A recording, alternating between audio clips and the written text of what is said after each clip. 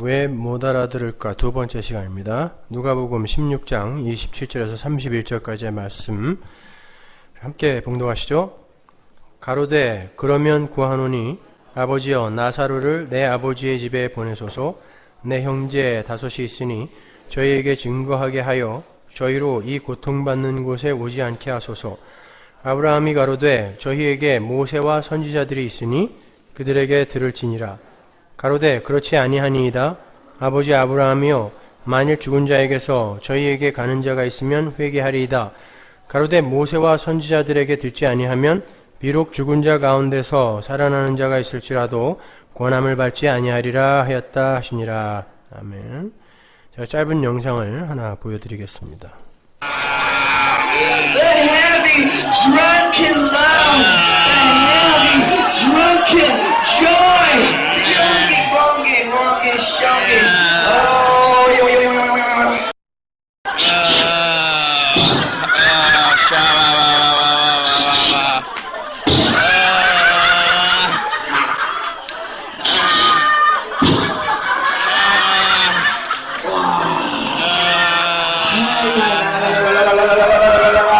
It's indescribable. There's not a word that's strong enough. Ooh, yeah, yeah, yeah.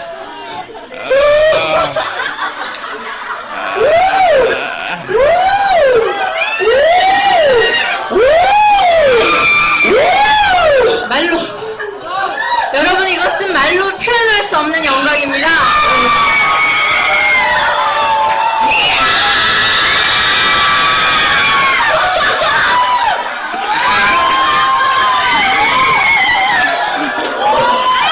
It's the manifestation of the new creation. Let it rip, let it out. Let the frequencies of the bliss of heaven, let it out. 이것이 바로 기도 노래. Let it rip. Oh, 여러분 왜 하나님의 이 됐습니다. 모터 볼 필요도 없어요. 자, 한국의 아주 유명한 기도원에서 매일같이 있는 일입니다. 미국에서 또 어떤 무당들이 또 원정까지 가서 저짓들을 지금 하고 있는데 이게 바로 신유 은사 집회의 한 장면이에요. 강사가 방언을 하면서 예언도 해주고 돌아다니면서 병도 고쳐주는 그런 영상입니다. 그리고 집회 내내 기쁨, 조이를 외쳐요. 그리고 영광, 글로리를 외칩니다. 여러분에게는 이런 모습이 정말 기쁨으로 보이십니까? 여기에서 어떤 영광이 보이세요? 여러분의 눈에는 이 사람들이 정말 복음을 알아들은 사람들로 보이십니까? 우린 지난주에 부자와 거지 나사로의 비유를 통해서 왜 부자가 지옥에 갈 수밖에 없었으며 거지 나사로는 어떤 이유로 아브라함의 품에 안길 수 있게 된 것인지에 대해서 살펴봤습니다. 부자는 자기 자신에 대한 가능성과 기대를 끝까지 포기하지 못하고 하나님의 은혜의 필연성을 인정하지 못한 채 지옥에 가게 된 거고요. 거지 나사로는 그의 행위와 관계없이 하나님의 도우심, 즉 하나님의 은혜에 의해서 아브라함의 품에 안길 수 있게 된 거라 했습니다. 나사로라는 이름의 뜻이 하나님의 도우심이에요. 우린 그러한 부자와 나사로의 비유를 통해서 우리도 천국에 가기 위해 거지 나사로처럼 살자라는 선동적 결론을 도출할 수 없다고 했습니다. 성도는 거지 나사로처럼 살아서 천국에 가는 게 아니라 끝까지 부자로만 살고 싶은 자기의 모습을 은혜로 덮으시는 하나님의 은혜를 입어서 그야말로 면목 없는 거지처럼 천국에 들어가는 것임을 배워야 하는 거죠. 그러한 천국의 거지들은 이 세상에서 자신들의 저주받을 부자 지향성, 부자가 되고 싶은 부자 지향성, 여기에서 부자라는 것은 단순히 돈을 많이 벌고 싶다라는 그런 부자 아니라 그랬습니다. 이 부자 지향성을 계속해서 들키고 폭로당하면서 이 세상의 허황됨과 심심함을 깨달아가게 되는 거고요. 하나님의 철장에 의해서 이 세상의 힘을 하나하나 털리는 삶을 살게 되는 거라 그랬죠. 그렇게 해서 결국은 예수 그리스도의 십자가 은혜가 아니면 자신들의 존재 자체가 신기루에 불과한 것이며 그러한 신기루들이 영원히 자신들의 신기루됨을 인정하지 못하고 자신들만을 위해서 살게 되는 그 고정되는 이 땅의 세상, 지옥은 모든 존재가 자기만을 위해서 살거든요. 그걸 하나님이 언젠가 확 고정시켜버려요. 땅을. 그걸 지옥이라고 하는 거죠. 고정된 땅, 땅의 세계. 그리고 그들이 거지라는 거예요. 그걸 알게 되는 이들이 거지라는 것입니다. 반면에 여전히 인간의 가능성을 부인하지 못한 채 하나님의 영광이 아닌 인간의 영광을 위해 살아가는 하나님의 은혜의 필연성에 전혀 동의하지 못하고 왜 내가 은혜를 받아야 돼? 왜 나에게 십자가가 필요해? 이렇게 하나님의 그 은혜의 필연성에 전혀 동의하지 못하고 눈에 보이는 세상과 그 세상의 힘에 의존하여 죽어서도 자기 것만을 챙기는 자들, 이걸 부자라고 하는 거예요. 오늘 본문을 보시면요, 지옥에 있는 부자가 천국의 아브라함에게 부탁을 하는 장면이 나오죠. 자기는 이렇게 지옥에 와 있지만 자기 형제들은 절대로 이 지옥에 오면 안 되니까 나사로를 살려보내서 그들에게 전도를 하게 해달라 그래요. 굉장히 기특한 부탁이에요. 근데 아브라함은 모세와 선지자가 그들에게 있으므로 그들이 모세와 선지자를 통하여 구원을 얻을 기회가 있다라고 말을 해요. 그러나 그들이 모세와 선지자를 듣지 않으면 죽은 나사로가 살아 내려가도 그들은 절대 천국에 올 수 없다는 거예요. 지금 기적과 말씀이 동시에 딱 떠오르는 건데요. 기적에 의해서는 어느 누구도 하나님의 은혜를 받지 않으면 천국에 못 들어간다는 뜻입니다. 자, 모세와 선지자가 도대체 무엇인지 한번 우리가 성경에서 찾아보자고요. 누가복음 24장 27절. 이에 모세와 및 모든 선지자의 글로 시작하여 모든 성경에 쓴 바 자기에 관한 것을 자세히 설명하시니라. 누구예요? 모세와 선지자가 누구에 대해 기록되어 있는 거예요? 예수에 대해 기록되어 있는 거예요. 그러니까 아브라함이 말하는 모세와 선지자란 구약 성경을 비롯한 하나님의 보이지 않는 계시 전체를 이야기하는 거예요. 그게 모세와 선지자예요. 하나님에 대한, 하나님 나라에 대한 계시.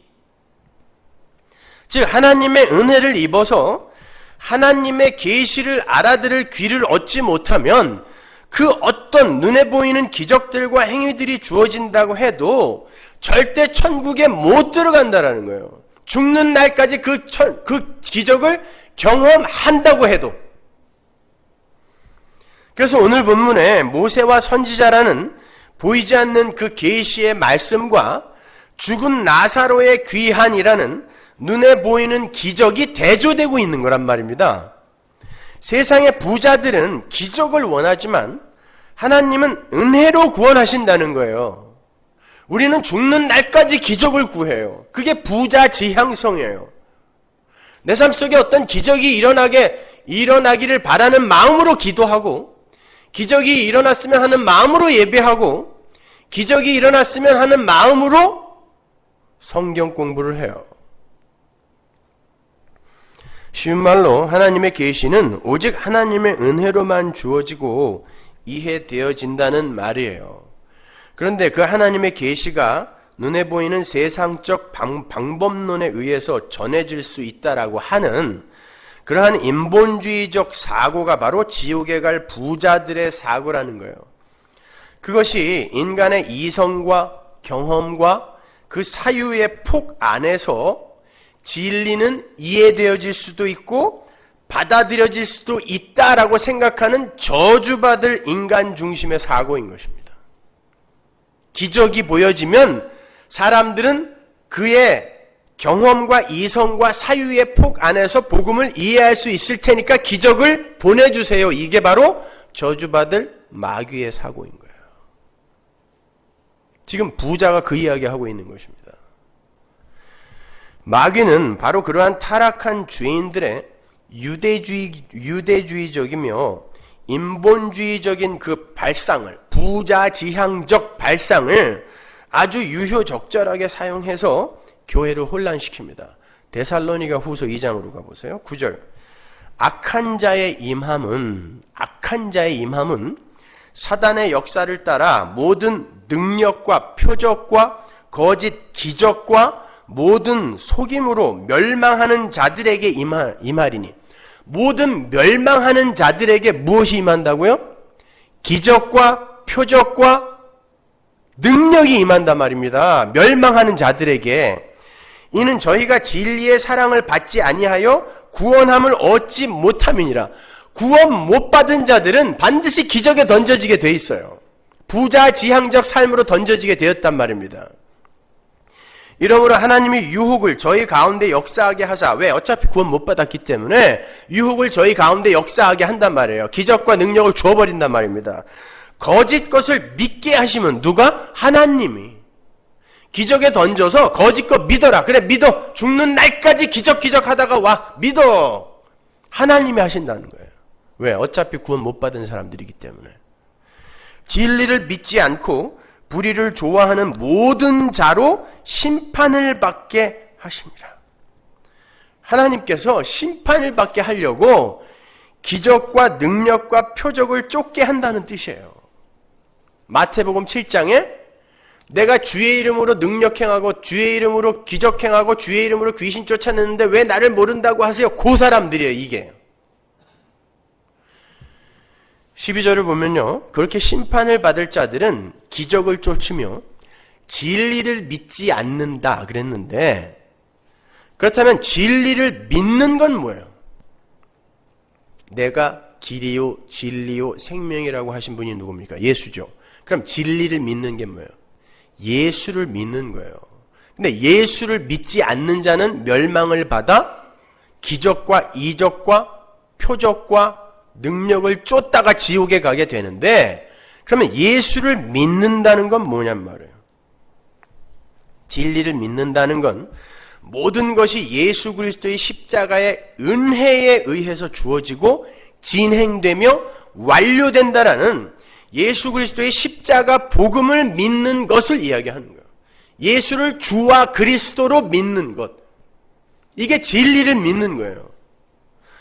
그럼 속으로 나도 그거 믿는데, 끝까지 잘 들어보세요. 여러분이 진짜 예수를 주와 그리스도로 믿고 있는지 한번 끝까지 잘 들어보세요. 여러분이 아시다시피 십자가 복음은 인간 측에서의 가능성과 업적과 공로, 그리고 눈에 보이는 체험과 경험과 증거를 중시하는 그러한 힘의 원리 속에 세상적 기준을 완전히 다 부정해버리는 거예요. 그게 십자가 복음입니다. 은혜의 복음이에요. 그게 바로 지옥에 갈 부자들의 세상이며 부자들의 방법론이기 때문에 십자가 복음은 그걸 부정해버려요. 그래서 주님은 당신의 제자들에게 눈에 보이는 기적과 이사가 보이는 곳에는 절대 가지 말아라라고 부탁하신 거예요. 마가복음 13장 21절 보세요. 그때 사람이 너희에게 말하되 보라 그리스도가 여기 있다 보라 저기 있다 하여도 믿지 말아라. 피스티오라는 단어가 나와요. 믿음이라는 단어가 나옵니다. 그걸 믿는 자들이 있다라는 거예요. 믿고서 이게 진짜 믿음이다라고 착각하는 자들이 있다는 거예요. 그래서 예수 믿는 믿음에 쓰이는 피스티오라는 단어가 여기 나오는 거예요. 거짓 그리스도들과 거짓 선지자들이 일어나서 이적과 기사를 행하여 할 수만 있으면 택하신 백성을 미혹해 하리라. 택하신 백성까지도. 너희는 삼가라. 가지 말라는 거예요. 삼가라. 내가 모든 일을 너희에게 미리 말하였노라. 내가 너희에게 미리 다 말했는데 그래도 너희는 갈 거야. 그래도 너희는 갈 거야. 죽는 날까지 부자로 살 거니까 너희들은. 그래도 너희는 갈 거야. 이런 뜻이에요. 내가 미리 말했는데 그래도 갈 거야. 오늘날 기독교의 가장 큰 문제는 기독교 자체가요. 기독교가 종교와 기독교의 차이를 모른다는 거예요. 기독교인이 종교와 기독교의 차이를 몰라요. 기독교는 종교가 아닙니다. 종교는 선악과를 따먹은 욕망하는 죄인들이 만들어낸 아주 교활하고 이기적인 세상살이의 방법론에 불과한 거예요. 그게 종교예요. 기독교는 그런 세상살이의 방법론 아닙니다. 종교 아니에요. 모든 피조물은 하나님의 뜻에 순응하는 삶을 살도록 지어졌어요. 그게 피조물이라는 단어의 뜻이에요. 그렇게 한 분 하나님에 의해서 통치가 되고 하나님이 통치하시고 그 통치에 순종하는 것들과의 그 관계 속에서 그 통치가 바로 그 통치의 관계 속에서 하나님의 나라가 임하는 거예요. 그 통치 자체가 하나님 나라란 말입니다. 그런데 유독 인간만이 하나님의 말씀에 순종하지 못하고요. 선악과라는 금단의 열매를 따먹어 버렸어요. 그리고는 자기 자신들의 가치 기준과 세계관에 의해서 모든 선악의 판단을 스스로가 내려버리는 통치자가 된 거예요. 모든 인간이 하나님의 통치를 받아야 할 인간이 통치자가 되어버린 거예요. 인간의 역사를 한번 보세요. 인간의 역사는 마치 욕망하는 인간들의 그 탐욕스러운 욕망의 배설물처럼 보여지지 않습니까? 하나님은 다른 피조물들과 인간의 차이를 역사 속에서 극명하게 드러내 보이세요. 자연은 하나님의 뜻에 언제나 순응을 합니다. 하나님께서 비를 주시면 비를 맞고 열매를 맺어요. 짐승들 먹을 거 안 주면 그냥 굶어 죽습니다. 반면에 하나님께서 가뭄을 주시면, 자연은요, 하나님께서 가뭄을 주시면 그냥 그 뜻에 순응하여 말라 죽고 목말라 죽어요. 그게 피조물이에요. 그걸 순종이라 그래요. 죽어 하면 죽어야 돼요. 유독 인간만이 홍수를 피하겠다고 제방을 쌓고 배를 만들고 가뭄을 이겨보겠다고 저수지를 만들고 기우제를 지내고 벼락을 피하겠다고 피뢰침을 만듭니다. 이걸 문명이라 그래요. 가인의 후예들이 만든 그 문명이 바로 그겁니다. 그렇게 누구에게도 질 수 없다는 욕망하는 인간들이 문명을 만들고요. 그 문명을 돈을 받고 팔아가면서, 그게 세상이에요. 문명을 파는 거예요. 그게 바로 진화하고 진보하는 인생과 역사다라고 우기는 현장이 바로 이 세상입니다. 그러니까 모든 인간은 욕망하는 인간 집단이 만들어낸 문명을 사느라고 이 고생을 하는 거예요. 그냥 하나님께 순종을 하면 되는데 하나님께 순종할 수 없다고 문명을 끊임없이 만들어내고 그 문명을 서로 사고 파는 것, 거기에 올인하는 게 인간의 인생이에요. 그러니까 신기루예요. 신기루. 없어도 되는 걸 만들어서 그걸 굳이 팔고 그걸 얻어내겠다고 자기의 평생을 올인하는 게 인생이란 말입니다. 그게 역사란 말이에요. 그러니까 모든 삶이 역사가 다 허구인 거예요. 허상인 거예요. 신기루인 거예요. 세탁기, TV, 핸드폰, 자동차, 아파트, 이게 우리에게 왜 필요했어요? 언제부터 이게 필요하게 됐죠? 여러분, 그게 없으면 정말 여러분 못 삽니까? 근데 누군가가 이런 걸 만들어 놓고 이게 없으면 문명이 아니야 라고 이야기했더니 전부 그걸 살려고, 보다 좋은 문명을 살려고 자기의 평생을 허비하는 거예요. 이게 죽어있는 좀비들의 세상인 것입니다. 그렇게 현실보다 더 나은 미래를 꿈꾸면서 미래에 되고 싶은 나, 그 되고 싶은 나에 대한 집념과 추구를 성경이 뭐라 그런다 그랬어요? 탐심이라고 한다 그랬죠. 탐심. 아직 행위를 저지르지는 않았는데 모든 인간의 마음 속에 들어있는 미래에 되고 싶은 나를 향한 추구, 이게 탐심이에요. 마음이에요. 마음만 먹었는데 하나님이 그걸 우상 숭배라고 하잖아요. 탐심은 우상 숭배라고. 그게 죄래요. 그러니까 우리는 전부 죄인이에요. 지금도 마찬가지예요. 하나님의 은혜가, 의의 은혜가 우리를 덮어주지 않으면 우리는 그냥 그렇게 죽는 거예요. 허상을 쫓다가. 그렇게 나에 대한 우상 숭배를 하고 있는 자들을 이 세상 부자라고 하는 거고, 그들은 자신들의 되고 싶은 미래에 대한 그 불안과 공포와 무기력함에 대한 대안으로 자기보다 월등하게 힘이 센 존재인 신이라는 것을 찾아 조작하기 시작해요. 자기가 원하는 신으로 조작합니다. 세상의 부자들은 신에 대한 종교의식을 행하고요. 사실은 그게 자기에 대한 종교의식이에요. 뿌리를 찾아 들어가 보면. 그렇게 종교의식을 행하고 그 신에게 헌물과 헌금을 하면서 지속적으로 그 신을 달래죠. 무당들 푸닥거리 하는 거 보셨어요? 굿하고 푸닥거리는 다릅니다. 푸닥거리는 여러분도 할 수 있어요. 굿은 무당만 하지만. 그 베트남 식당이나 중국인 식당 앞에 가보면 사과 같은 거 이렇게 몇 개 닦아서 놓죠? 그걸 푸닥거리라고 하는 거예요. 이거 먹고 우리 괴롭히지 말라는 거예요.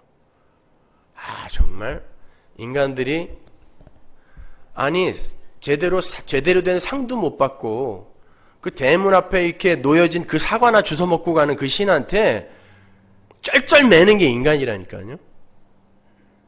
그런 것들이 뭘 도와준다고 걔네들을 매일 달래고 있어요. 그걸 푸닥거리라 그래요, 여러분. 지속적으로 신을 달래요. 그걸 치성이라고도 하죠. 그렇게 해서 신의 보호와 되고 싶은 나에 대한 그 성취에 도움을 구하는 거예요.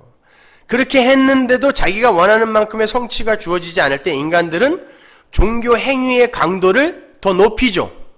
기도를 더 많이 한다든지 헌금을 더 많이 한다든지 강도를 더 높여요. 그래서 달래요. 왜? 내가 원하는 걸 얻어내기 위해서. 요걸 종교라고 하는 거예요. 오늘날 기독교와 뭐가 달라요? 기독교가 종교와 기독교를 분별을 못하는 것입니다. 잘 생각해 보세요. 종교의 중심에는 항상 누가 있어요? 나예요? 신이에요? 무당이에요? 나예요. 나. 신을 달래서 내가 원하는 것을 얻어내려고 하는 게 신을 숭배하는 거예요. 내가 원하는 것을 내가 원하여 얻어내려고 하는 그것을 숭배하는 거예요. 이걸 얻어내기 위해 신을 달래는 거니까 이 신은 있어도 되고 없어도 돼요. 나는 사실 내가 얻어내려고 하는 것을 숭배하고 있는 거예요. 그게 나라 말입니다. 자아 성취, 자아 실현. 그런 면에서 세상 종교인들은 종교인들에게 있어서 신은 장난감에 불과한 거예요. 여러분, 장난감을 섬기기 위해 사는 사람이 있어요? 갖고 놀기 위해서 사죠. 나의 만족을 위해서 삽니다. 그리고 이게 실증이 나면 어때요? 버려요. 필요 없으니까. 인간들은 신을 그렇게 여겨요. 장난감은 언제든지 버릴 준비가 되어 있는 거예요. 그래서 포이에르바흐가 신은 인간 욕망의 투사이다 라고 이야기한 건 일견 옳아보아요. 포이에르바흐의 신학이 옳다는 거 아니에요. 그 사람이 이단입니다. 인간들은 신을 자신들이 원하는 대로 지속적으로 조작해낸다는 거예요. 인간 욕망의 투사. 그러니까 오늘날도 신은 계속 진화하고 변한다라는 거죠. 이게 화이트헤드의 과정신학으로 이어지는 거예요. 이스라엘 백성이 그러한 자신들의 종교성을 들킨 적이 있었죠. 하나님을 섬긴다고 했는데 실제로는 아니었던 것. 금송아지 사건이잖아요. 이스라엘이 나는 하나님을 섬겨요. 우리를 애굽에서 구원해 주신 하나님을 사랑해요. 그렇게 너스레를 떨었는데 하나님께서 그래? 그러면 니들 마음속에 있는 그 하나님을 한번 만들어봐. 기회를 줬습니다. 그랬더니 귀걸이들을 다 뽑았습니다. 여러분, 창세기에서 야곱이 상수리 나무 아래에 우상들을 묻을 때 뭘 묻죠? 귀걸이를 뽑습니다. 당시 사람들은 귀걸이를 수호신 내지는 우상으로 갖고 있었어요. 귀걸이를 뽑아서 하나님을 만들었는데 금송아지를 만들어냈어요. 그게 함의 후예인 애굽과 가나안의 후예인 가나안의 풍요의 신이었습니다. 송아지가. 그러니까 하나님을 섬긴다고 하면서 결국은 나를 섬긴 거예요. 이게 부자예요. 이스라엘 백성은 광야에서 자기들이 부자지향적 인간들이라는 걸 들켜버린 거예요. 내가 부자구나, 이걸 들켜버린 거예요. 금송아지 만들어 놓고 이게 송아지다 그러지 않고 이게 애굽에서 우리를 구원한 하나님, 여호와 하나님이다 그랬잖아요. 오늘날 교회가 똑같이 그렇게 믿고 있다니까요. 금송아지 믿고 있으면서 결국 자기를 위해 하나님을 달래고 있으면서 자기는 하나님을 믿는다고 착각하는 거예요. 그래서 병 한 곳 쳐주면 화내고 부자 안 만들어주면 삐지고 이러는 거예요. 자기 믿는 겁니다, 그건요. 여러분 아까 서두에 보신 동영상에서 그들이 하나님을 사랑해서 그런 발광을 떨었을까요? 거기서 하루에 거치는 헌금이 수천만 원입니다. 그 조그만 데서도요.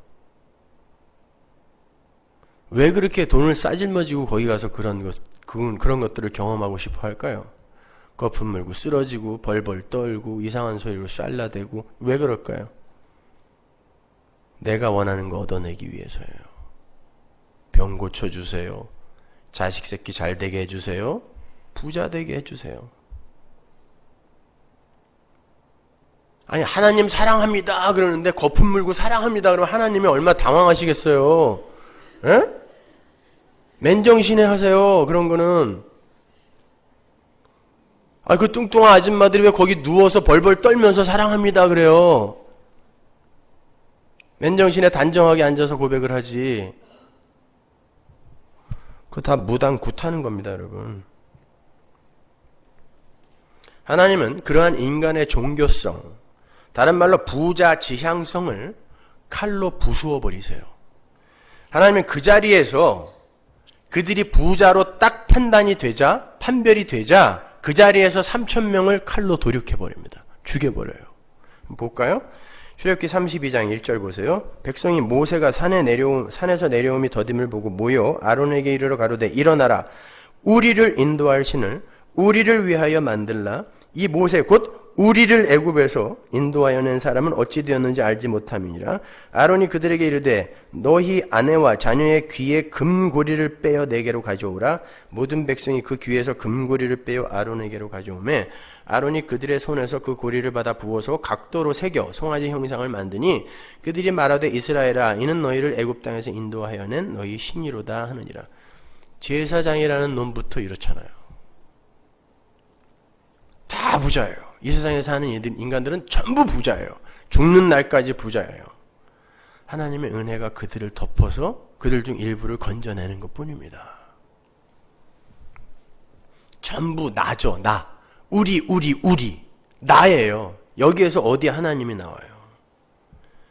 그들에게 어떤 벌을 내리는지 보십시오. 26절. 이에 모세가 진문에 서서 가로되 누구든지 여호와의 편에 있는 자는 내게로 나오라 하며 레위 자손이 다 모여 그에게로 오는지라. 모세가 그들에게 이르되 이스라엘의 하나님 여호와께서 이같이 말씀하시기를 너희는 각각 허리에 칼을 차고 진 이문에서 저문까지 왕래하며 각 사람이 그 형제를 각 사람이 그 친구를 각 사람이 그 이웃을 도륙하라 하셨느니라. 레위 자손이 모세의 말대로 행하며 이날의 백성 중에 3,000명 가량이 죽인 바 된지라. 하나님의 진노로 3,000명이 도륙당해요. 이때가 이스라엘이 6월절의 기적을 통해서 애굽을 나온 지 50일째 되는 날입니다.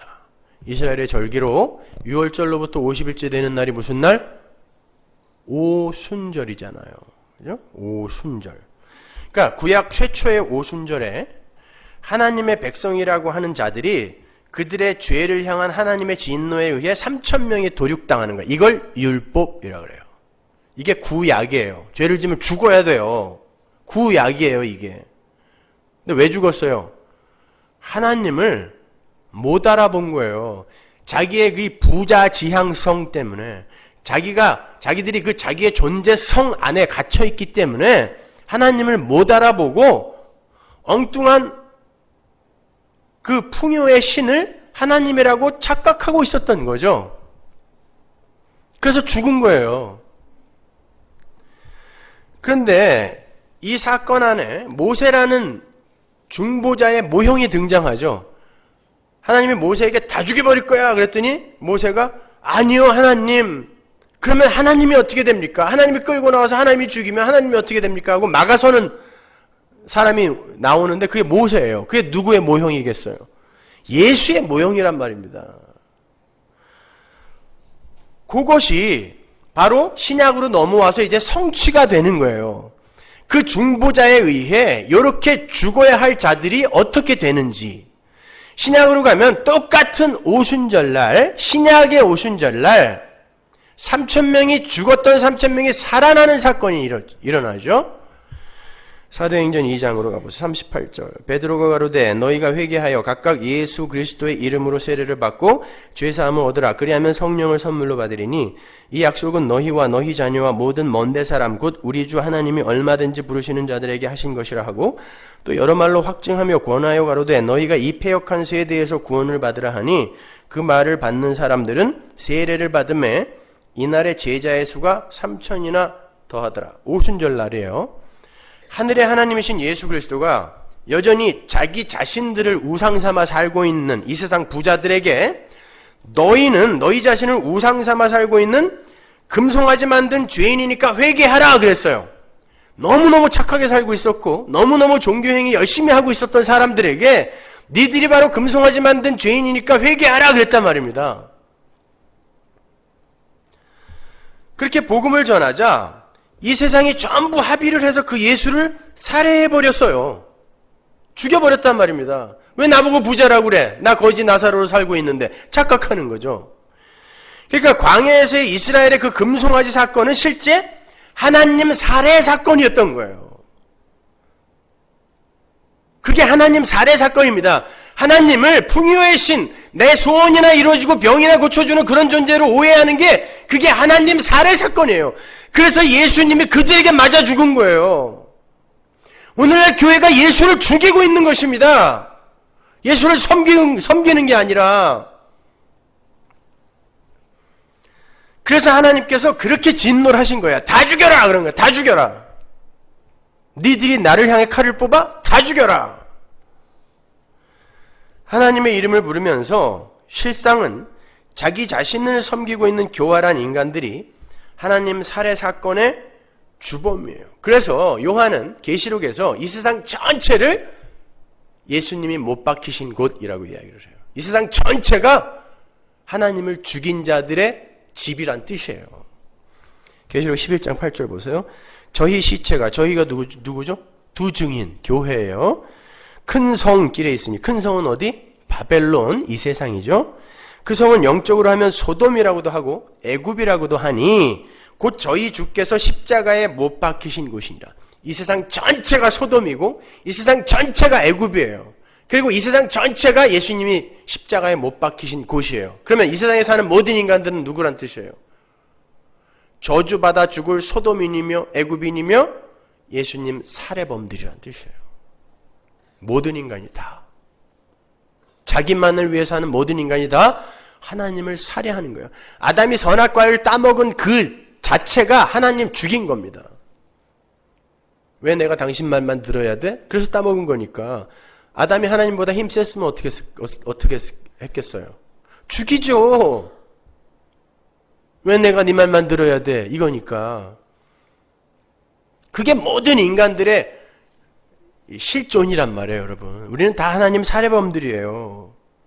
그런데 그 하나님 살해 현장에서 참으로 이해하기 힘든 일이 벌어졌어요. 세상에게 살해당하는 그 하나님께서 자기 자신을 죽이고 있는 그들 중에 아버지가 주신 어떤 이들의 죄를 그 자리에서 똑같이 자기를 향해 돌을 들고 있는데 그 자리에서 그들의 죄를 쭉 빨아들이신 거예요. 다.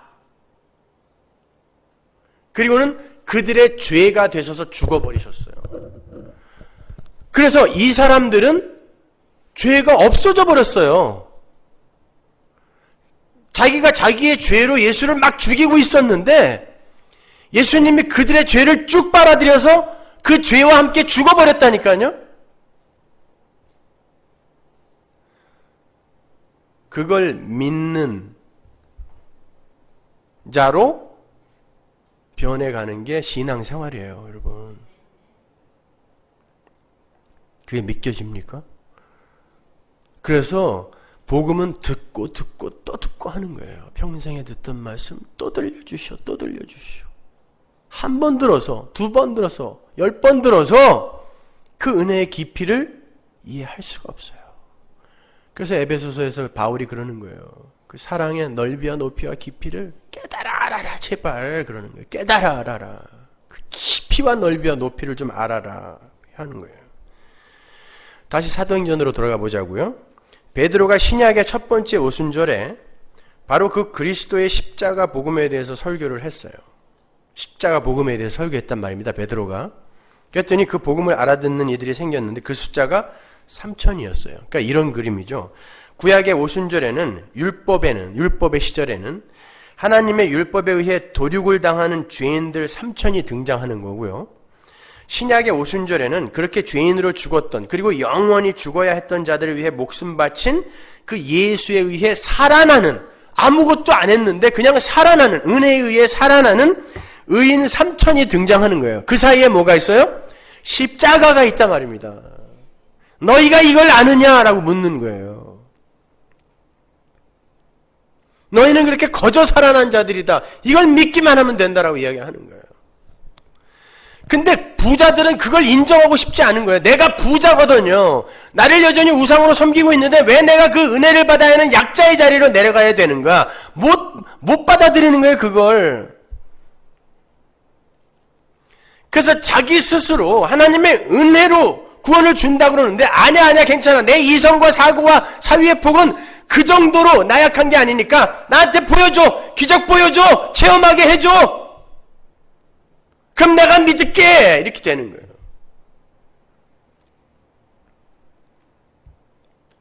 믿음은 그런 거 아닙니다. 십자가에 의해, 예수 그리스도의 은혜에 의해 그냥 거저 주어지는 거예요. 하나님의 진노로 죽어야 했던 자들이 하나님의 도우심으로 천국의 나사로, 하나님의 도우심이죠. 하나님의 도우심으로 그냥 천국의 거지가 되는 거예요. 우리는 끝까지 부자로 사는데 하나님의 은혜로 천국의 거지로 역임을 받는 거예요, 그냥. 근데 41절을 보면 그렇게 살아난 신약의 3,000이 말을 받아 구원을 받았다 그러죠. 말을 받아. 41절 올려줘 보세요. 말을 받아 그들이 구원을 받았대요.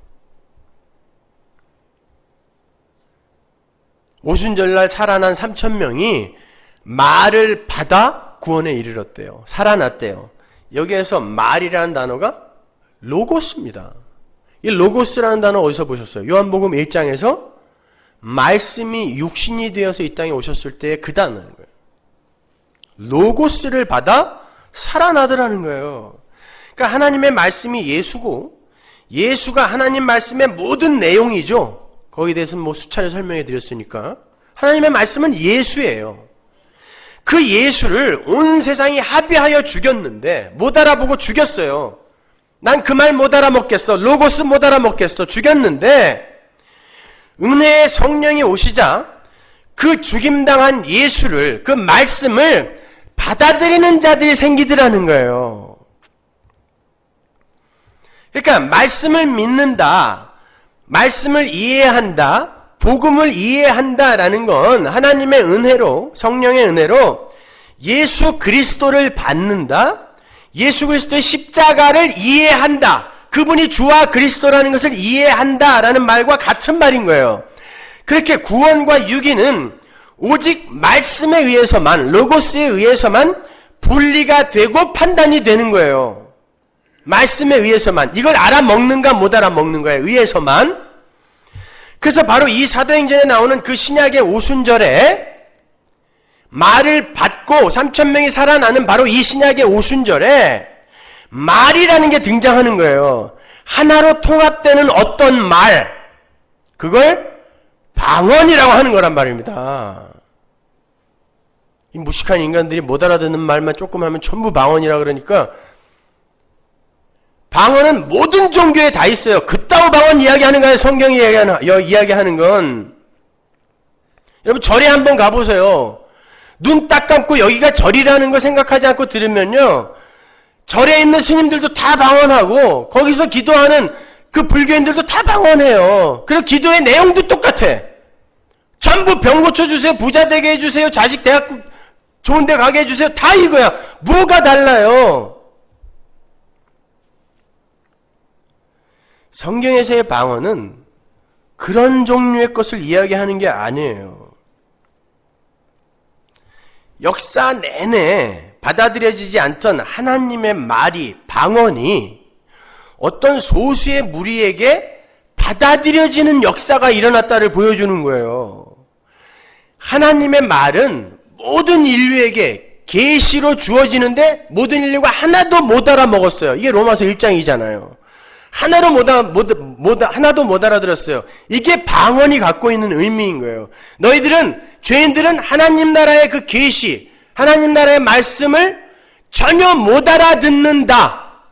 그러니까 심판과 진노의 개념을 담고 있는 게 방언이란 말입니다.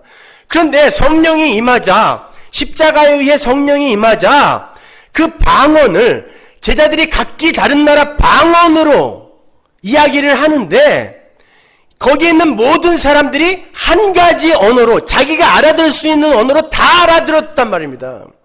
전부 못 알아듣던 자들이 그 언어를 알아듣는 일이 생겼다는 거예요. 뭐에 의해? 성령에 의해, 은혜에 의해. 근데 그 성령은 어떻게 오신 거예요? 십자가로 온 거라는 말입니다. 그 이야기를 하기 위해 사도행전에 처음 방언이라는 게 등장하는 거예요. 사도행전 2장 1절 보세요. 오순절 날이 이미 이름에 저희가 다 같이 한 곳에 모였더니 호련히 하늘로부터 급하고 강한 바람 같은 소리가 있어 저희 앉은 온 집에 가득하며 불의 혀같이 갈라지는 것이 저희에게 보여 각 사람 위에 임하여 있더니 저희가 다 성령의 충만함을 받고 성령이 말하게 하심을 따라 다른 방언으로 말하기를 시작하니라. 그때 경건한 유대인이 천하 각국으로부터 와서 예루살렘에 우거하더니 이 소리가 나며 큰 무리가 모여 각각 자기의 방언으로 제자들의 말하는 것을 듣고 소동하여 다 놀라 기이히 여겨 이르되 보라, 이 말하는 사람이 다 갈릴리 사람이 아니냐? 우리 각 사람의 난 곳 방언으로 듣게 되는 것이 어찌미뇨? 여기서는 foreign language예요. 그죠? 우리가 난 곳 방언이라고 하니까 우리나라 말로 어떻게 이야기를 하냐라고 이야기하는 거예요. 우리는 바데인과 메데인과 엘람인과 또 메소포타미아, 유대와 갑바도기아, 본도와 아시아, 부르기아와 밤빌리아, 애굽과 및 구레네에 가까운 리비아 여러 지방에 사는 사람들과 로마로부터 온 나그네 곧 유대인과 유대교에 들어온 사람들과 그레데인과 아라비아인들이라. 우리가 다 우리의 각 방언으로 뭘 듣는다? 하나님의 큰일 말하는 걸 저들은 다른 나라 말로 막 이야기를 하고 있는데, 못 알아듣는 말로 이야기하고 있는데 나에게 이해가 되어진다 뜻이에요. 뭐가? 하나님의 큰일이. 그러니까 방언이 담고 있는 내용은 전부 뭐여야 돼요? 하나님의 큰일이어야 돼요. 그 방언이 담고 있는 내용은 하나님의 큰일. 여기에서 이게 텅인지 foreign language인지 이걸 구별하는 건 아무 가치가 없어요. 아무 가치가 없어요. 알아듣지 못하는 말이 나와서 누군가에게 알아듣게 되었다라는 이 사실이 중요한 거예요. 그러니까 하나님의 큰일, 즉 하나님의 은혜의 구원에 관한 이야기가 그동안 세상 사람들에게 다른 나라 방언으로 들렸던 거예요. 하나님의 큰일이. 그런데 예수 그리스도의 십자가와 부활 그리고 승천으로 말미암아 성령의 불의 혀같이 임하니까 은혜로 그 각기 다른 방언들이 자기들이 이해할 수 있는 말로 하나가 되더라는 것입니다. 하나가. 그렇게 하나님의 큰 일이 알아들을 수 없었던 방언에서 이해할 수 있는 말씀이 되니까 구원이 일어나더라. 이게 3,000명이 살아나는 사건이란 말입니다. 부자가 나사로가 되는 기적이 일어난 거예요. 그러니까 기독교의 방언은 오직 하나님의 큰 일, 즉 예수 그리스도의 십자가 복음에 관한 내용이어야만 하는 거예요. 그런데 그런 방언이 알아들을 수 있는 말이 되는 그 기적이 성령 강림에 의해서 성취가 되었다라는 건 성령이 임하면 방언이 터진다가 아니라 그러한 이해되어질 수 없는 하늘의 계시가 어떤 이들에게 알아들을 수 있는 계시가 되기 위해선 하나님의 은혜가 아니고는 안 된다라는 의미에서 성령에 의해 방언이 터지는 거고 그게 알아들어질 수 있게 된 거고 거기서 구원이 일어나는 거란 말입니다. 그러니까 성령 받으라고 패면서 방언 연습시키고 이건 무식한 거죠. 걔네들 다 무당이에요. 기독교는 아닙니다. 100% 무당이에요.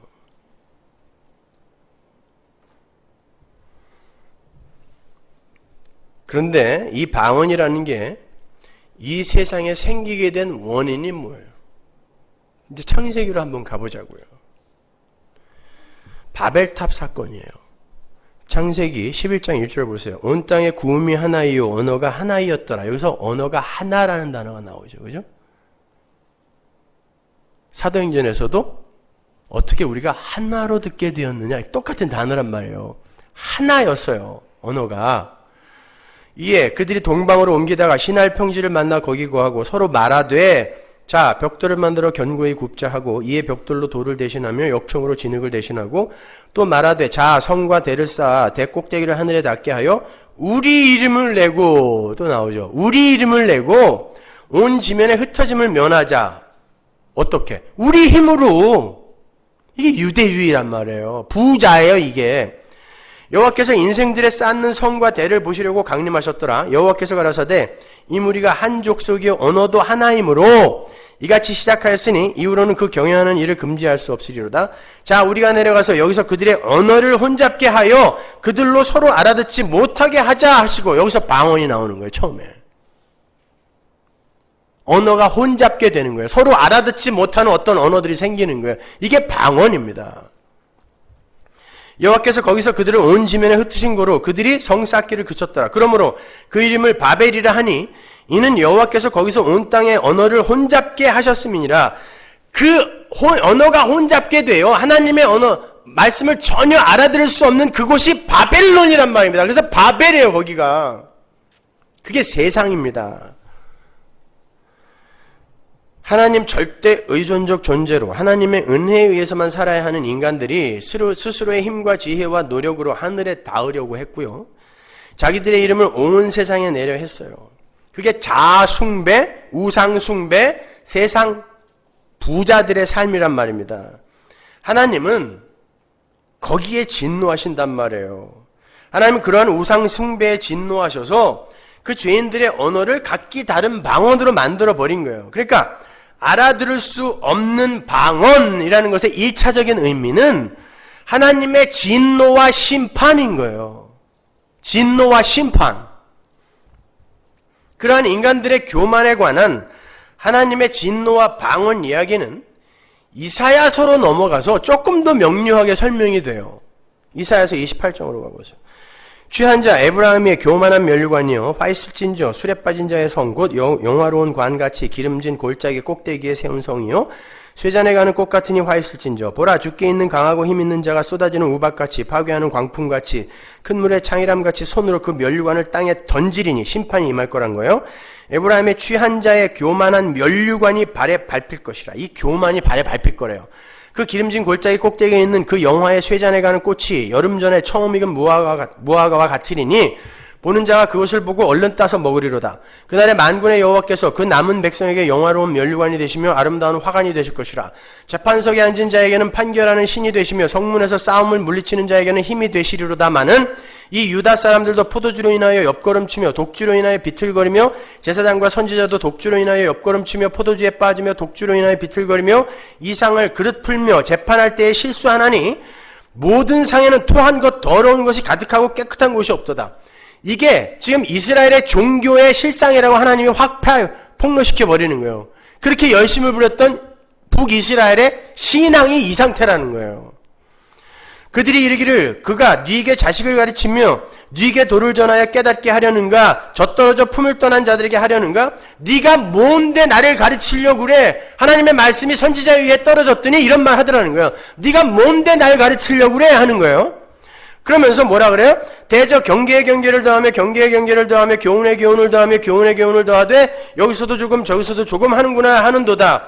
이건 무슨 뜻이 있는 말이 아니라 얼렐레 깍꿍 이런 뜻이에요.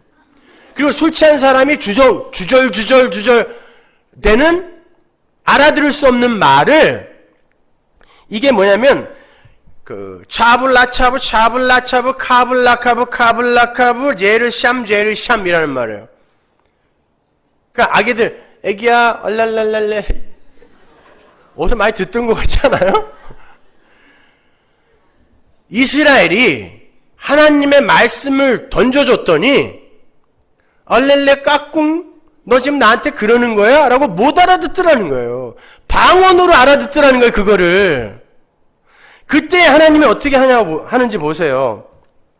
11절. 그러므로 생수한 입술과 다른 방언으로 이 백성에게 말씀하시리라. 다른 방언, 생수한 입술, 이게 아수르 사람들이에요. 아수르 사람 들어서 니네 쳐버리겠다는 뜻인데, 전에 그들에게 이르시기를 이것이 너희 안식이요 이것이 너희 상쾌함이니 너희는 곤비한 자에게 안식을 주라 하셨으나 그들이 듣지 아니하였으므로 여호와께서 그들에게 말씀하시되 또 나와요. 경계에 경계를 더하며 경계에 경계를 더하며 교훈에 교훈을 더하며 교훈에 교훈을 더하고 여기서도 조금 저기서도 조금 하사 그들로 가다가 뒤로 넘어져 부러지며 걸리며 잡히게 하시리라. 이제는 하나님께서 너희들에게 하나님의 말을 방언으로 얼렐레 까꿍으로 던져서 못 알아듣게 하고 그것으로 말미암아 넘어져 뒤지게 하겠다는 뜻이에요. 못 알아들으면 죽는다는 뜻입니다. 하나님 나라의 비밀을 못 알아들으면 죽는다는 뜻이에요. 이게 방언이 갖고 있는 심판의 개념인 거예요, 여러분. 세상은 하나님의 말을 방언으로 여겨요. 여러분이 복음을 전할 때 얼마나 많이 느낍니까? 왜 이렇게 못 알아들어? 왜 이렇게 못 알아들어? 나는 이해하는 걸 왜 이렇게 못 알아들어? 이게 방언인 거예요.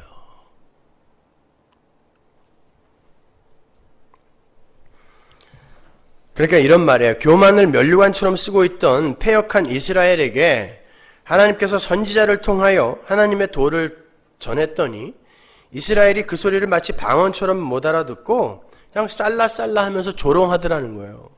막 흉내들을 내는데 쌀라쌀라 이러면서 너 지금 나한테 그런 말 한 거야? 이렇게 이야기를 하더라는 거예요. 하나님은 하나님의 도를 방언처럼 여기는 패역한 죄인들에게 아수르라는 방언을 보내어 패신 뒤에 그들에게 하나님의 도를 방언으로 들리게 해버리겠다라는 거예요. 끝까지 너는 죽었다라는 뜻입니다. 그러니까 하나님의 진노의 심판은 복음을 방언으로 들리게 하는 거예요. 그들은 다 죽기 때문에. 복음을 방언으로 들리게 하는 거예요. 그래서 부자들이 나사로가 살아 내려가도 못 알아듣는 거예요. 하나님의 은혜가 가입하지 않으면 못 알아듣는 거예요. 차블라차브 카블라카브 제르샴으로 듣는 거예요. 여러분 방언은 그 이야기 하는 거예요. 창세기의 에덴 동산에서 하나님의 생명나무를 막아버린 사건과 동일한 그림인 것입니다. 못 알아듣는다는 거예요, 너희들은. 13절을 보시면요. 그렇게 복음을 방언으로 듣게 되는 자들이 어떻게 된다 그래요? 뒤로 넘어져서 부러지며 걸리며 잡히게 된다 그러죠. 왜 그들이 뒤로 넘어지는지가 16절에 나와요. 한번 보세요. 그러므로 주 여호와께서 가라사대 보라 내가 한 돌을 시온에 두어 기초를 삼았노니 곧 시험한 돌이요 귀하고 견고한 기초돌이라 그것을 믿는 자는 급절하게 되지 아니하리로다. 그 시온에 두는 예수라는 돌 그걸 알아먹지 못하는 그게 뭐라 그랬어요? 로고스 말 그 말을 예수를 받아들이지 못하는 자들은 그 돌에 걸려 넘어진다는 뜻이에요. 근데 이 이사야서의 말씀을 바울이 인용해다 썼죠. 어디에서? 로마서에서 썼잖아요. 9장으로 가보세요. 29절. 또한 이사야가 미리 말한 바 만일 만군의 주께서 우리에게 씨를 남겨두시지 아니하였다면 우리가 소돔과 같이 되고 고모라와 같았으리로다 함과 같으니라. 이 요한계시록, 이사야, 로마서가 다 이어지고 있죠. 그런즉 우리가 무슨 말하리요? 의를 좇지 아니한 이방인들이 의를 얻었으니 곧 믿음에서 난 의요. 믿음에서 난 의요. 의의 법을 쫓아간 이스라엘은 율법을 쫓아간 이스라엘은 법에 이르지 못하였으니 어찌 그러하뇨? 이는 저희가 믿음에 의지하지 않고 행위에 의지함이라. 이게 부자란 말이에요.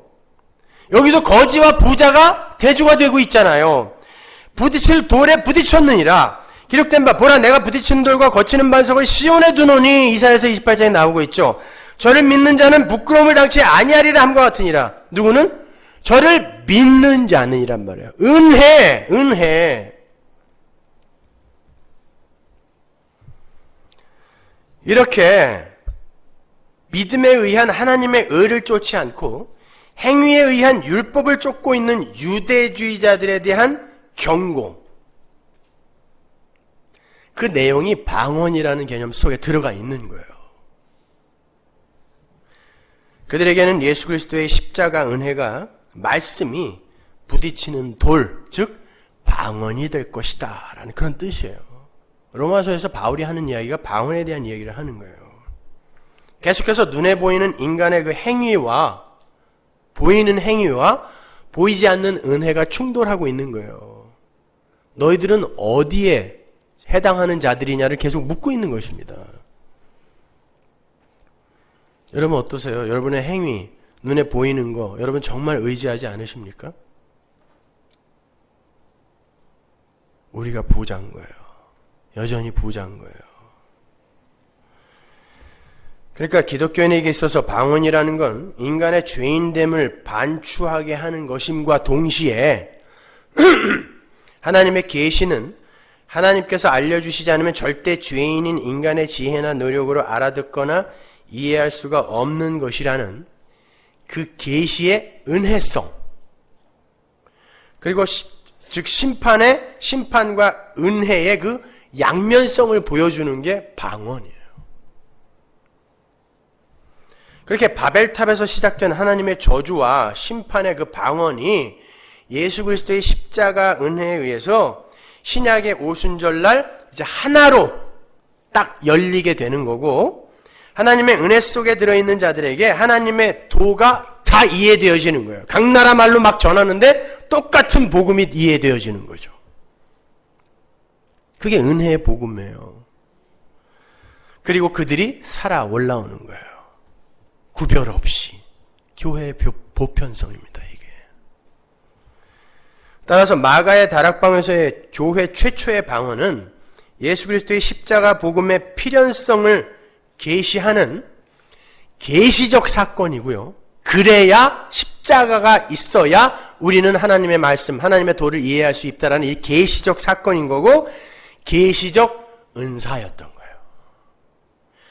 그런데 서두에 말씀을 드렸던 것처럼 마귀는요, 은혜와는 전혀 상관없이 눈에 보이고 경험되어져야 내 것으로 삼을 수 있다라고 하는 율법주의와 인본주의를 절묘하게 자극을 해서 그 방언의 의미를 왜곡해버리는 거예요. 왜곡해버린 거예요. 그게 고린도 교회의 문제였어요. 고린도 교회는 여러분이 아시는 것처럼 유대 땅에 있는 교회가 아니라 헬라의 도시예요. 고린도라는 도시 자체가. 헬라의 아주 유명한 도시였어요. 그것도. 그 고린도에 세워진 교회란 말이에요. 따라서 고린도 교회는 아주 자연스럽게 헬라의 밀교라고 있죠. 무스테리온. 신비 종교들이 있단 말이에요. 헬라에는요. 그 밀교의 영향을 많이 받았고 헬라 철학의 이원론의 영향을 많이 받았어요. 그리고 그 헬라의 타락한 도덕성의 영향을 아주 심하게 받고 있어서 근친상간이 막 있어서 교회 안에. 특히 헬라의 그 신비 종교들의 영향으로 신비적인 체험이나 기적 등이 교회 안에서 늘 분쟁의 씨앗이 되고 있었단 말이에요. 특히 방언이나 예언, 그리고 신유, 병고침 등의 그 특이한 현상들이 교인들 사이에서 그 영성의 고조, 그걸 하는 사람은 영성이 높은 사람, 못하는 사람은 낮은 사람, 이런 이 영성의 고조를 가르는 특별한 것이 되어 있었단 말이에요. 그걸 부수는 게 고린도 전서입니다. 바울은 그러한 고린도 교회에게 은사라는 게 무엇인지를 잘 가르쳐줘요. 하나님께서 성도에게 은사를 주시는 건 예수 그리스도가 주이심을 알게 하는 데에 도움을 주는 선물의 차원으로 주는 거라는 거예요. 그래서 모든 성도는 다 은사를 받아요. 난 은사가 없는 것 같은데? 그 사람은 성도 아니에요. 모든 성도는 다 은사가 있어요. 근데 그게 어떤 은사냐면 예수 그리스도가 주요 그리스도라는 것을 알게 하는 데 필요한 은사예요. 일단 구원이라는 것 자체가 은사예요. 카리스, 은혜에서 카리스마, 은사가 나온 거거든요. 은혜를 받아 구원받은 자는 전부 카리스마를 받은 거예요. 모든 성도는 다 은사를 갖고 있는데 이 은사가 착착착착 연결이 되어서 모든 교회에게 예수를 설명하는 데 필요한 게 은사예요. 그러니까 모든 은사는 다 계시적인 성격을 갖고 있는 거예요. 모든 은사가. 그리고 은사에는 차별이 없어요. 근데 조금 특별하게 보이는, 아주 신비하게 보이는 그런 은사를 갖고 있는 인간들이 내가 너보다 낫다라고 분열을 초래하고 있었단 말입니다. 고린도 교회 안에.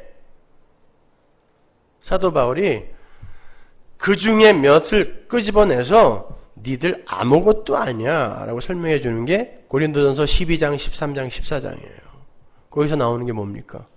예언과 방언입니다.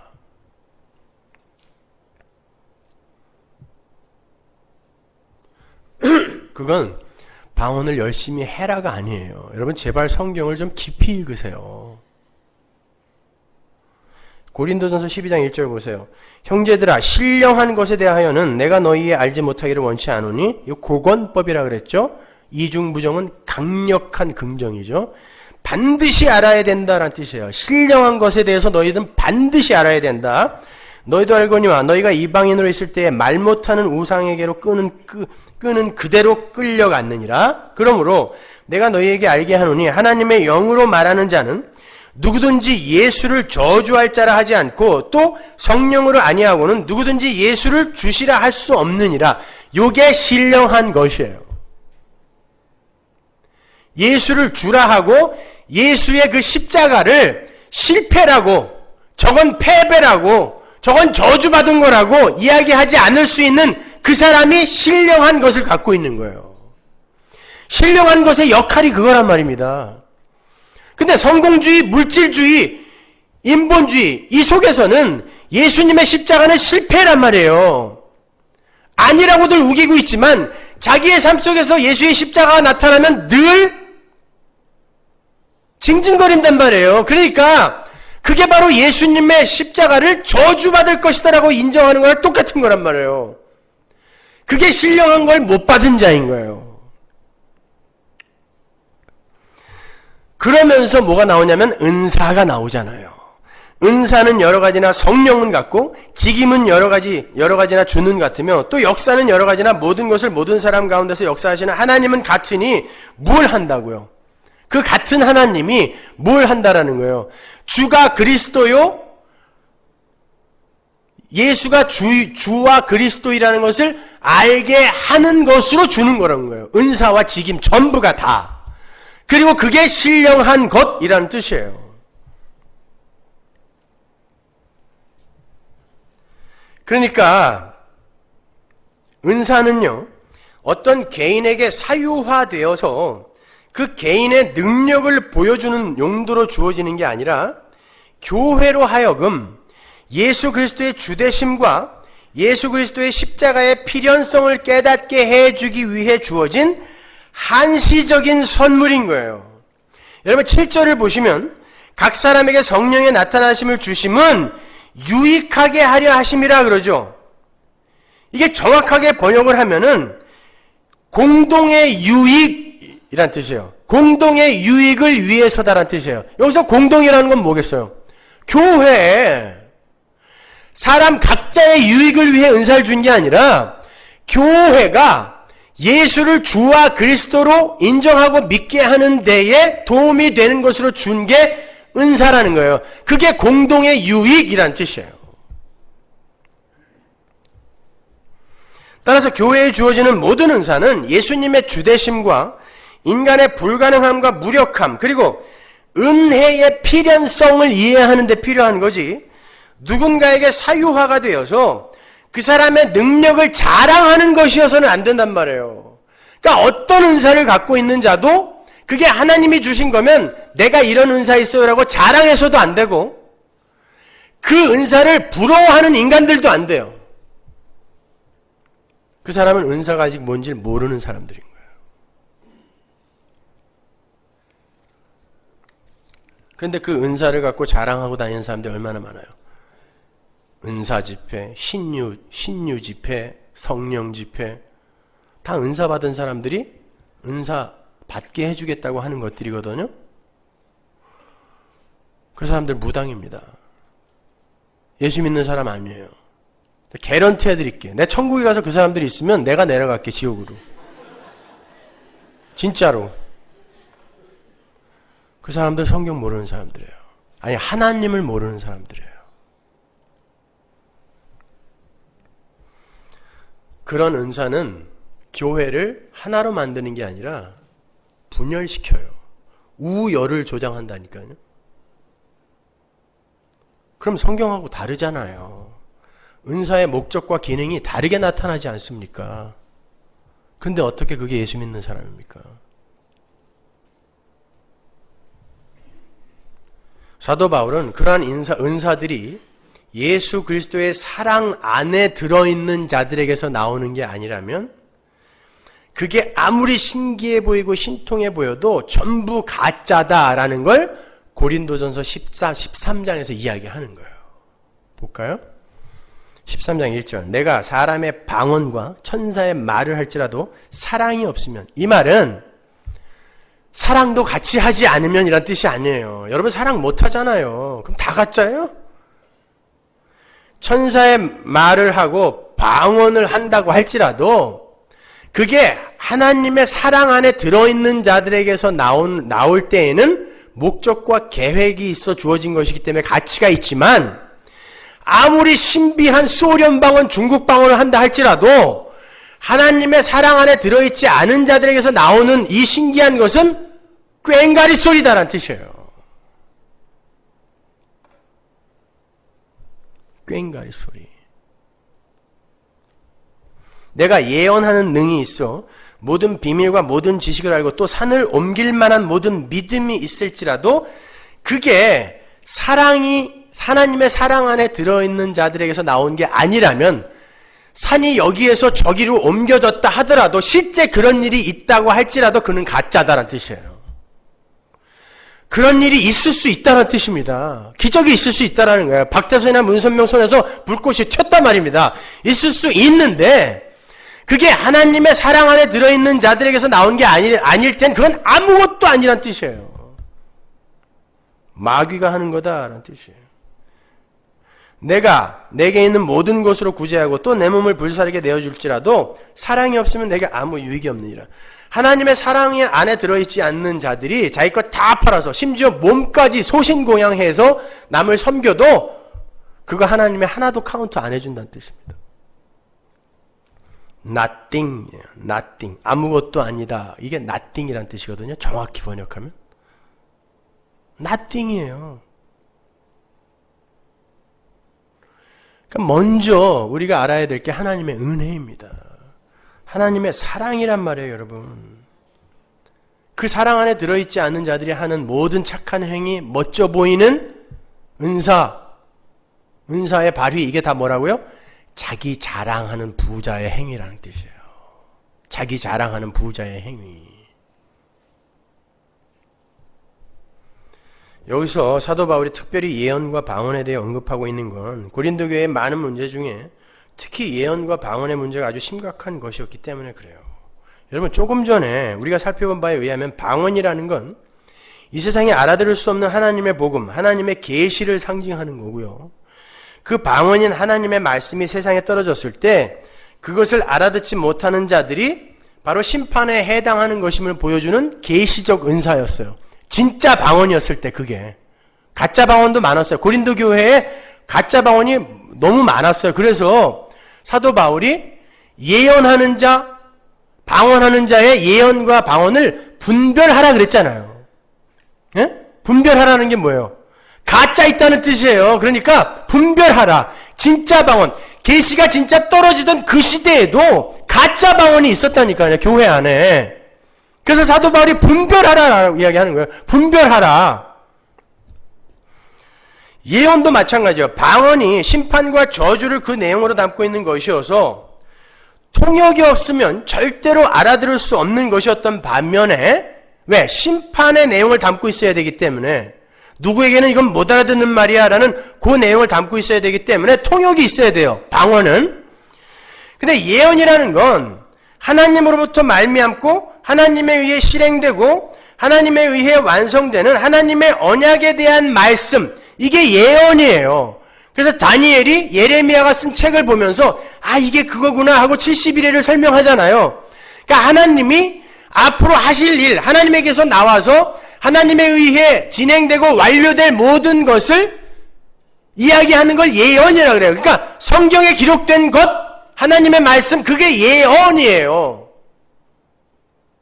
그래서 바울이 그러는 거예요. 방언은 믿지 않는 자들에게 유익이 있지만, 그들을 위한 거지만, 예언은 믿는 자들을 위함이다 그러죠. 믿는 자들은 그거 다 알아듣거든요. 근데 방언은 니네들 심판받을 거야 이놈들아, 이 용도로 쓰이기 때문에 믿지 않는 자들을 위함이란 뜻이에요.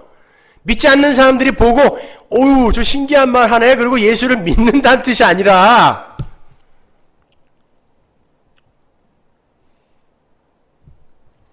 성경을 읽어봤어야 뭐 질문을.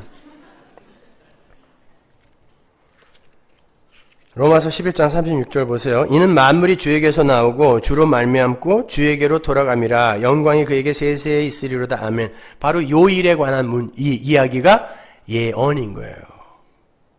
따라서 성경적인 예언이란 하나님의 계시된 말씀이 하나님에 의해 성취가 되고 완료가 될 것임에 대한 것일 때 비로소 예언인 거예요.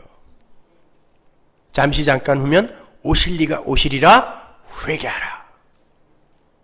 이걸로 귀결이 돼야 예언이에요. 그래서 예언은 반드시 성취가 돼야 돼요. 어떤 건 성취되고 어떤 건 안 맞고, 이게 무당들이 하는 거예요. 예언은 반드시 성취돼야 돼요. 하나님 것이기 때문에. 하나님의 계획을 이야기하는 것이기 때문에. 그러니까 요즘 흔히 교회 예배당에서 예언이랍시고 짓거리는 수많은 목사들이나 어떤 여자들, 한 무리의 여자들, LA에도 많이 돌아다니고 있는데, 그런 예언은 그게 하나님의 말씀, 즉 십자가 복음에 관한 것이 아니면 다 가짜입니다. 다 가짜예요. 가끔 맞으면 안 돼요. 예언은 반드시 성취돼야 돼요. 하나님의 뜻이기 때문에. 당신 하나님께서 돈을 많이 벌게 하셔서 큰 그릇으로 쓰실 것이라는 둥, 복채 많이 내라는 뜻이죠. 기분 좋게 해줬으니까. 응? 돼도 되고 안 돼도 돼. 자기 도망갈 거니까. 올해 안에 세 번의 기회가 주어질 텐데 그 기회를 놓치지 말고 잡아야 한다.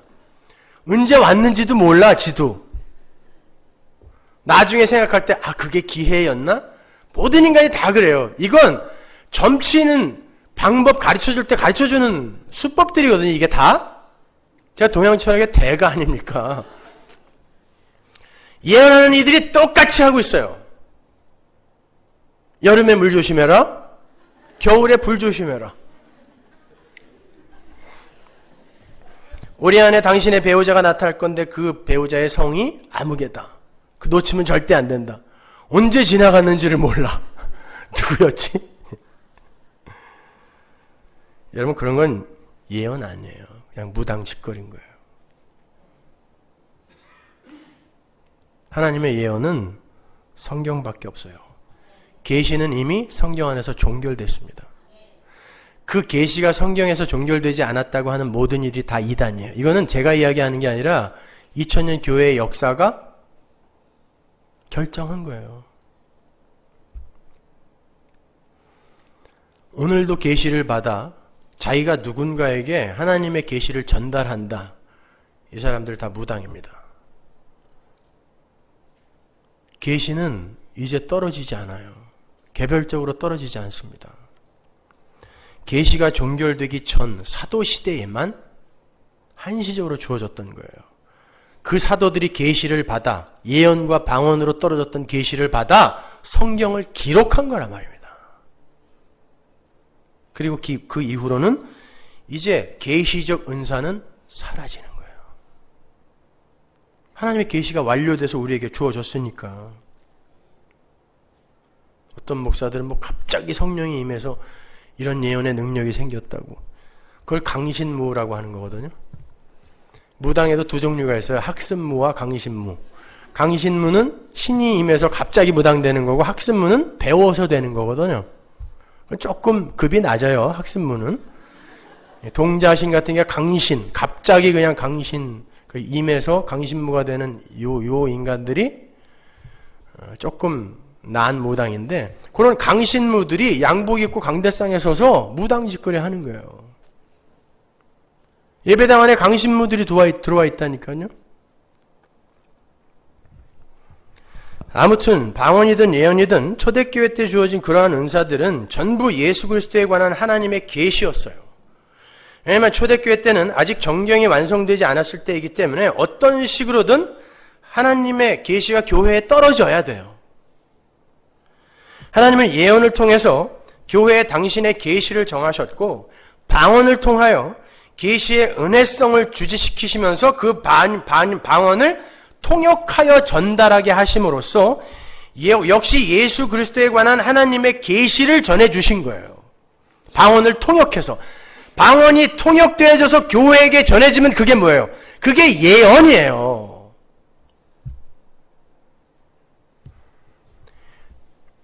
그러나 이제 계시가 완료되고 정경이 완성이 되면 쉬운 말로 온전한 것이 오게 되면 그 예언과 방언이 필요가 없게 되잖아요. 그 이야기를 바울이 고린도전서 13장에 이렇게 이야기하는 거예요. 8절. 사랑은 언제까지든지 떨어지지 아니하나 예언도 패하고 방언도 그치고 지식도 패하리라. 우리가 부분적으로 알고 부분적으로 예언하니 온전한 것이 올 때에는 부분적으로 하던 것이 패하리라. 이렇게 명확하잖아요. 온전한 성경이 오기 전에는 성경에 기록될 계시가 여기 조금 저기 조금 이렇게 떨어진단 말이에요. 그러나 온전한 것이 오게 되면 이제 조금 하던 게 필요 없어진다는 뜻이란 말입니다. 패해진다는 뜻이에요. 바울은 방언과 예언이 한시적으로 주어지고 있던 그 사도시대에도 예언과 방언이라는 그 경험적 도구들을 통하여 말씀을 이해해야 했던 어떤 이들을 어린아이들이라 그래요. 바로 그 밑에 한번 보세요. 11절. 내가 어렸을 때에는 말하는 것이 어린아이와 같고 깨닫는 것이 어린아이와 같고 생각하는 것이 어린아이와 같다가 장성한 사람이 되어서는 어린아이의 일을 버렸노라. 예언과 방언 이야기하면서 그게 어린아이의 일이라 그래요. 근데 오늘날은 그걸 해야 어른이고 성숙한 성도고 그거 안 하면 어린애라고 여기죠. 그래서 한월산 가면은 걔도 방언을 하는데 너는 여태 방언을 못한다고 이 마귀 새끼야 그러면서 막 패면서 연습시키잖아요. 굴로 끌고 가서. 그래서 집에서 막 연습해와요. 어떤 사람은 녹음해서 가져가갖고. 여러분 어린아이 때에는 눈에 보이는 게 반드시 있어야 안심을 하거든요. 그래서 눈에 보이는 것들을 하나님이 허락할 수 있어요. 그러나 장성한 어른이 되어서도 여전히 그걸 보고 싶어 한다면 전응하죠. 그거요. 엄마가 아기가 옹알옹알 거리고 있는데 아우 신기하다 참 부럽다. 넌 나보다 어른이야. 난 너를 존경할 거야. 영성 깊은 사람으로. 이거 말이 돼요? 사도 바울은 그렇게 이야기하고 있는데 왜 오늘날 교회는 그렇게 거꾸로 이해를 하고 있죠?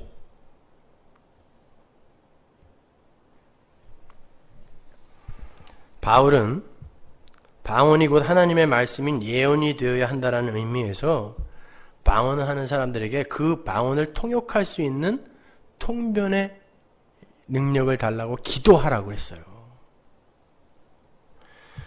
고린도전서 14장 6절 보세요. 그런지 형제들아 내가 너희에게 나아가서 방언을 말하고 계시나 지식이나 예언이나 가르치는 것이나 말하지 아니하면 너희에게 무슨 유익이 있겠니? 혹 저나 필이란 말이에요. 검은고와 같이 생명 없는 것이 소리를 낼 때에 그 음의 분별을 내지 아니하면 저 부는 것인지 검은고 타는 것인지 어찌 알게 되리요? 그게 무슨 가치가 있냐는 뜻이에요. 만일 나팔이 분명치 못한 소리를 내면 누가 전쟁에 예비하리요? 이와 같이 너희도 혀로서 알아듣기 쉬운 말을 하지 아니하면 그 말하는 것을 어찌 알리요? 이는 허공에다 말하는 것이라. 알아듣지도 못하는 방언은 교회에 전혀 유익이 안 된다는 거예요. 그래서 교회에서 행하는 방언은 반드시 통역이 있어야 됐어요. 반드시. 그리고 여럿이서 함께 웅얼거리는 것도 안 돼요. 자, 우리 함께 방언으로 기도합시다. 뭐 랄랄라 이거 안 됐어요. 초대교회 때는. 많아야 3명. 그것도 순서대로. 그리고 그 중에 하나는 반드시 통역을 해야 돼요. 고린도전서 14장 27절. 만일 누가 방언으로 말하거든 두 사람이나 다불과 이게 적어도, 아니 많아도 이런 뜻이에요. 많아도 세 사람이 차서를 따라하고 순서대로 하고 한 사람이 통역할 것이요. 만일 통역하는 자가 없거든 교회에서 잠잠하라. 하지 말라는 거예요. 아무런 유익 안 되니까 하지 말아라. 이렇게 방언에 통역이 붙어야 하는 이유는 세상이 알아들을 수 없는 방언이 하나님의 은혜에 의해 통역이 되어 전달이 되어질 때 그때 예언의 기능을 갖게 되기 때문이에요.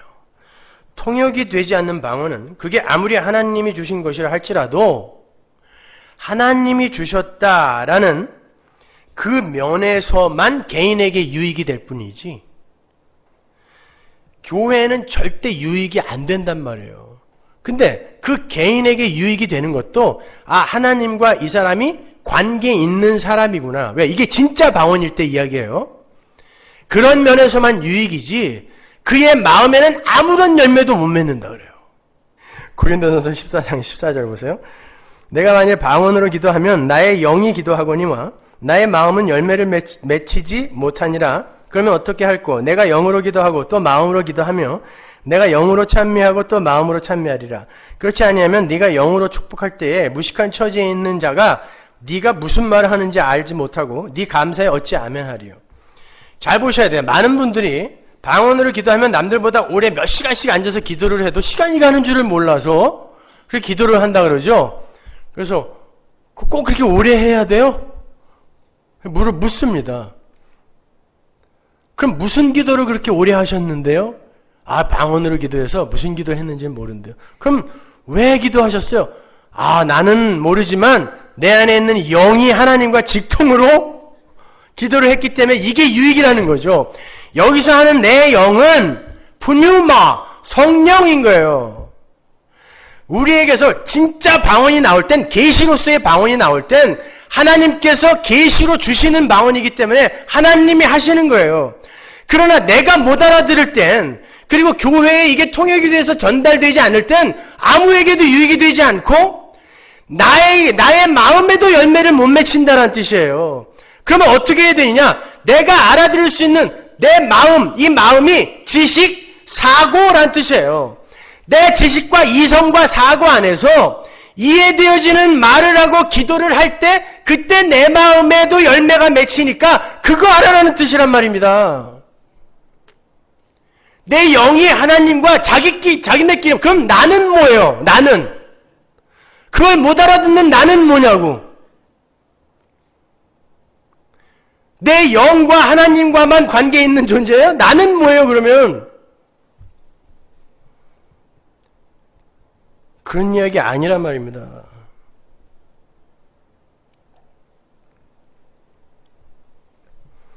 그래서 사도 바울이 방언보다는 예언을 하려고 하라고 강력하게 권고를 했던 거예요. 그리고 방언을 금하지 말라, 방언하는 걸 금하지 말라라고 한 건 계시가 완료되어지지 않았는데 하나님의 계시로 떨어지는 방언을 금하면 안 되잖아요. 그때는. 그래서 금하지 말라 그런 거지. 그걸 문자적으로 오늘날 교회로 끌고 들어와서 교회에서 방언 못하게 하는 건 다 이단이다. 이건 무식한 소리예요. 고린도전서 14장 1절 보세요. 사랑을 따라 구하라. 신령한 것을 사모하되 특별히 예언을 하려고 하라.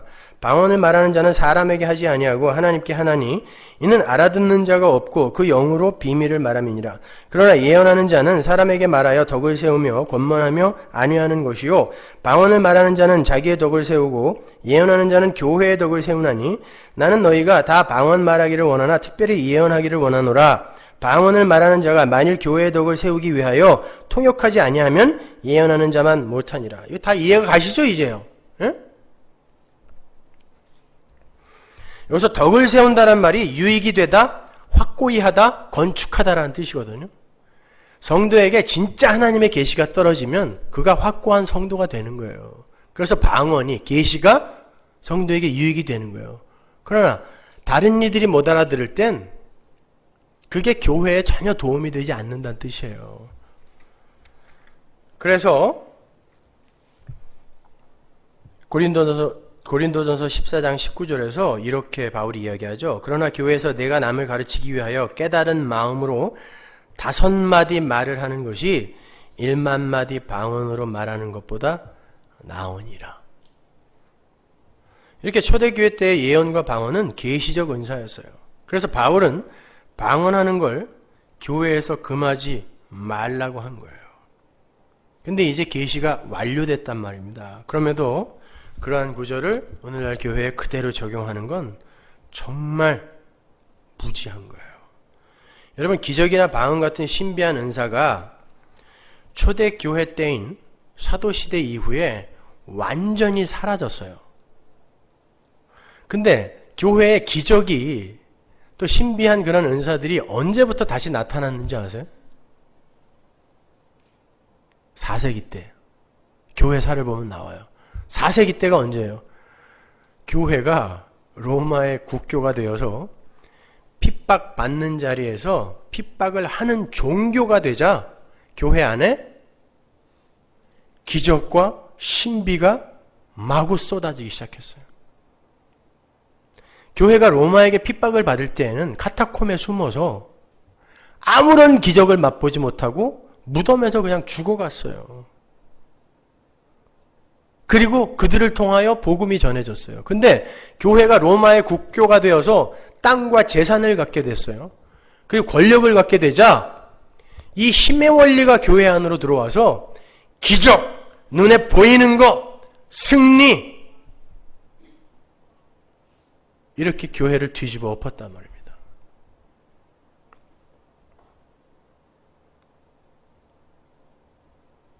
그리고 방언은요, 기독교 역사 1900년 동안 단 한 번도 사도행전하고 고린도전서 말고 기독교 역사 1900년 동안 단 한 번도 교회에 보고된 적이 없어요. 1901년 그 이름도 유명한 아주사 거리에서 갑자기 성령운동이 일어나서 그때 방언 터진 거예요. 그게 그렇게 중요한 거라면 왜 1900년 동안 하나님이 막으셨을까요? 여러분, 혹시 이 자리에 방언하시는 분들이 계시면 저도 합니다. 안 할 뿐이지. 저는 고2 때부터 했어요. 저는 고2 때 신유은사도 갖고 있었던 거 아십니까? 막 고쳤어요. 한 300명 고쳤어요. 3000명 안수해서. 고집사님보다 더 많이 고쳤어. 의사들보다 더 많이 고쳤다니까요.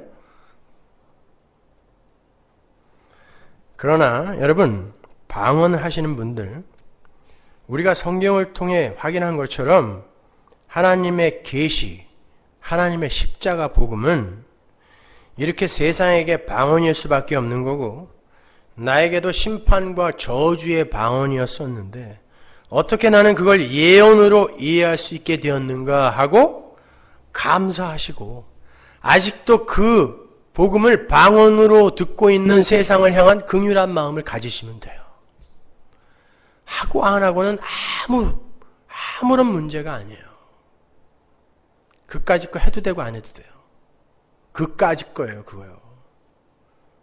중들도 하는 거 안 해도 돼요. 근데 한다면 하면서 그리로 가시면 돼요. 방언 못 해본 사람들, 방언 받게 해달라고 여기저기 집회 쫓아다니지 마시고, 자, 어떻게 세상 사람들에게 방언으로 여겨지는 그 복음이 나에게 이렇게 이해가 되어지고 내 입에서 그 복음이 전해지는가? 근데 어떻게 세상 사람들에게는 이 복음이 방언으로 들리지? 내가 진짜 방언하는 사람이구나. 이 방언이 어떻게 나에게 이해되어졌지? 내가 진짜 통변하는 사람이구나. 내가 어떻게 잠시 잠깐 하면 오시리가 오시리라 회개하라. 어떻게 이 예언을 하고 있지? 내가 예언하는 사람이구나. 기뻐하세요. 그거 받아서 뭐 하려고 이렇게 짐 싸들고 돌아다니면서 받으러 다니는 거예요. 있는 사람도 안 쓰는데. 필요 없습니다. 성경이 방언이고 성경의 내용을 이해하는 게 통변이며 성경의 내용을 올바로 이해하여 세상에 선포하는 게 예언입니다.